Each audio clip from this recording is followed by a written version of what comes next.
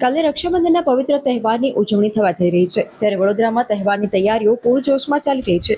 ભાઈ બહેનના પર્વને લઈને મીઠાઈની દુકાનોમાં ખરીદી માટે લોકોની ભીડ જોવા મળી રહી છે। જોકે ગ્રાહકી અંગે મીઠાઈના વેપારીઓનો મિશ્ર પ્રતિસાદ જોવા મળી રહ્યો છે। રક્ષાબંધનના એક દિવસ પહેલા વડોદરાના વિવિધ વિસ્તારોમાં આવેલી મીઠાઈની દુકાનોમાં લોકો મીઠાઈની ખરીદી માટે પહોંચ્યા હતા। કેટલાક વેપારીઓના જણાવ્યા પ્રમાણે ગ્રાહકી સામાન્ય છે, જ્યારે કેટલાક વેપારીઓએ ગત વર્ષની સરખામણીએ આશરે 30% જેટલી ઓછી ગ્રાહકી જોવાનું જણાવ્યું છે।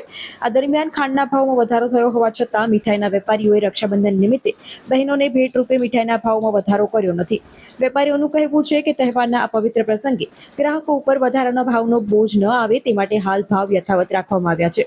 આ રીતે રક્ષાબંધનના પર્વને લઈને બજારમાં મીઠાઈની ખરીદીનો માહોલ જોવા મળી રહ્યો છે, ત્યારે વેપારીઓને પણ તહેવારના દિવસે ગ્રાહકી વધવાની આશાઓ છે।